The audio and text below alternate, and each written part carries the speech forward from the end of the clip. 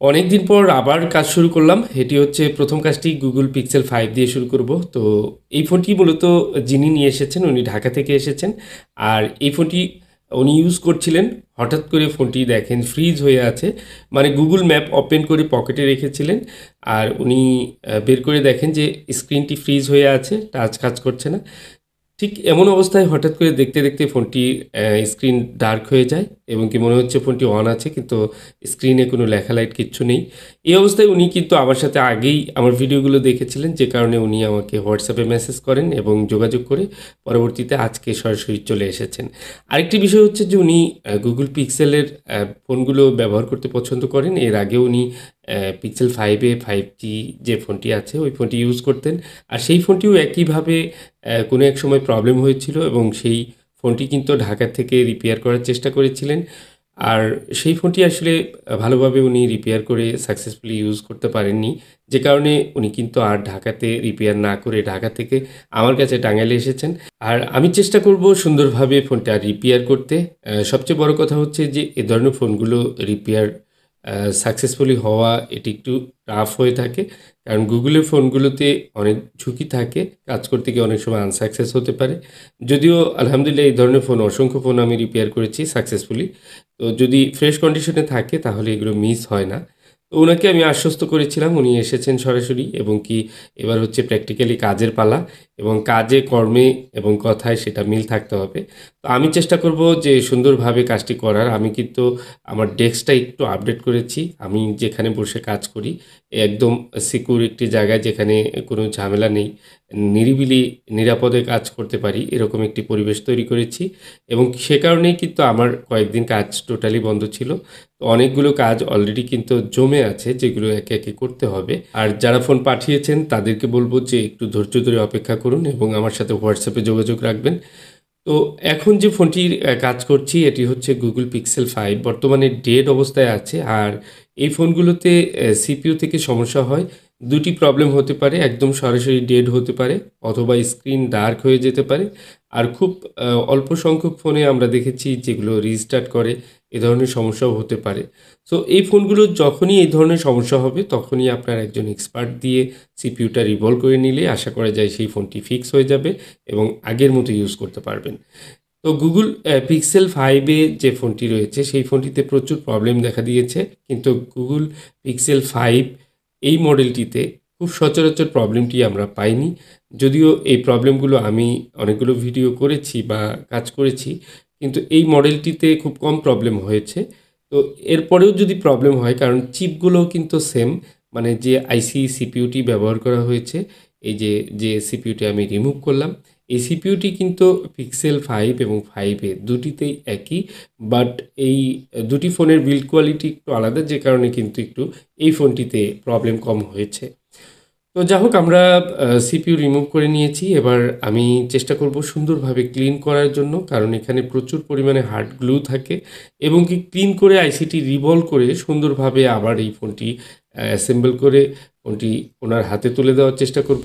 সবচেয়ে বড় কথা হচ্ছে যে এই কুলিং সিস্টেমটি ঠিকঠাক রেখে যেন কাজটি করা যায় সেটি চেষ্টা করে থাকি সবসময়।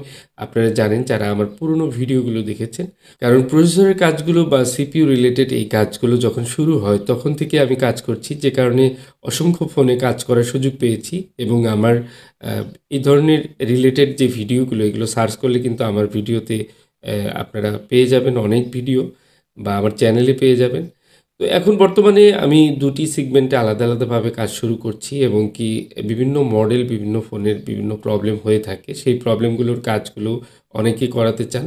যে কারণে আমি আলাদা একটা টিম নিচ্ছি যে তারা শুধু ওই কাজগুলোই করবে এবং কি আপনারা চাইলে ওই টিমের সাথে যোগাযোগ করে আপনারা কিন্তু সেই ফোনগুলো রিপেয়ার করার চেষ্টা করতে পারেন। যদিও একজন টেকনিশিয়ানের পক্ষে সব ধরনের কাজ করা সম্ভব না এবং কি সব ধরনের কাজ নিয়ে এলোমেলো কাজ করা আমার একদমই পছন্দ না। আমি নির্দিষ্টভাবে কাজ করা পছন্দ করি এবং যে কাজগুলো আসলে আমার দ্বারা সম্ভব হবে সেই কাজগুলোই আমি রিসিভ করি। তো মাদারবোর্ড ক্লিনিং শেষ।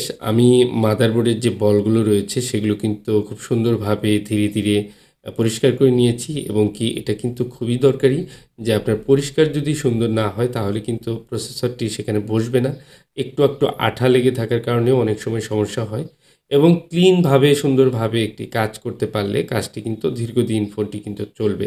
সাকসেসফুল হওয়ার সম্ভাবনা যেমন থাকে তেমনি কিন্তু সেই ফোনটি লং লাস্টিংয়েরও একটি নিশ্চয়তা পাওয়া যায়। এরপরেও যদি এই ধরনের ফোন কখনো কোনো সমস্যা হয় সেক্ষেত্রে আবারও কিন্তু রিবোলিং করলে এই ফোনটি ফিক্স হয়ে যাবে। তো যা হোক আমি চেষ্টা করছি সুন্দরভাবে কাজ করার। কারণ উনি ঢাকাতে থেকে ঢাকা রেখে আমার কাছে টাঙ্গাইলে এসেছেন ফোনটা রিপেয়ার করতে। অবশ্যই আমার তরফ থেকে আমি চেষ্টা করব সুন্দরভাবে কাজটি করে দেওয়ার। এটি হচ্ছে আমার নৈতিক দায়িত্ব। তো দেখুন আমি প্রসেসর রিবোলিং করেছি এবং কি প্রসেসরটি আমি এখন ইনস্টল করব এখানে এবং হালকা করে একটু ফ্লাক্স দিয়ে নিলাম। তো এই ধরনের প্রসেসর রিবোলিং করতে চাইলে আপনারা প্রথমে একজন অভিজ্ঞ টেকনিশিয়ানের শরণাপন্ন হবেন। কারণ এই ফোনগুলো একবার যদি রিবোলিং করতে গিয়ে খারাপ হয়ে যায় সেক্ষেত্রে কিন্তু আর আ বারবার এই কাজগুলো করা যায় না বা সাকসেসফুল করা খুব কষ্ট হয়ে যায়। কারণ এখানে পেস্টিং আইসি থাকে। মূলত আঠা দ্বারা পেস্টিং করা থাকে আইসিগুলো। অপর পাশে পাওয়ার আইসিগুলোও পেস্টিং থাকে এবং সিপিইউর পাশে যে স্টোরেজ আইসি থাকে, ফ্ল্যাশের আইসি, সেই আইসিগুলোও কিন্তু পেস্টিং করা থাকে। সো এখানে যদি একটু এদিক-সেদিক হয়ে যায় ফোনগুলো আসলে প্রবলেম হয়ে যেতে পারে। তো যেখানে হওয়ার মতো একটি ফোন সেটি যদি আসলে না হয় তাহলে নিজের কাছে খারাপ লাগে। আমি চেষ্টা করি সবসময় এই বিষয়গুলো খেয়াল রেখে কাজগুলো করার এবং কি ভালো একটি সার্ভিস দেওয়ার জন্য চেষ্টা করে থাকি। আমার যারা কাস্টমার রয়েছেন, যারা অডিয়েন্স রয়েছেন তারা এই বিষয়গুলো সম্পর্কে অবশ্যই ধারণা রাখেন।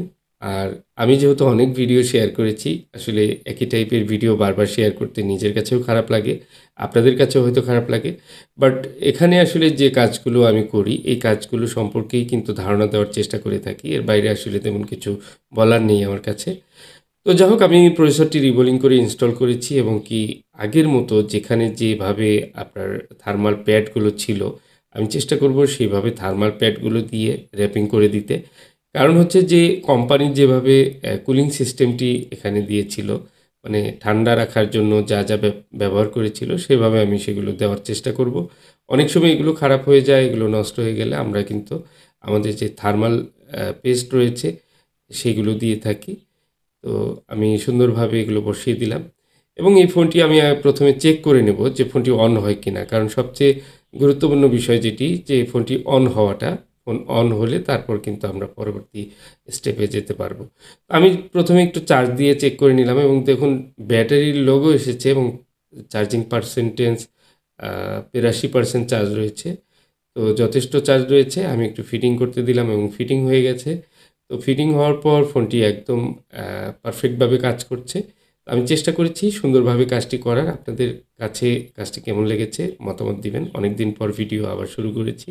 আরেকটি বিষয় যে ভিডিওটি শেয়ার করে রাখবেন সবার সাথে আর চ্যানেলটি সাবস্ক্রাইব করে যাবেন। আসসালামু আলাইকুম।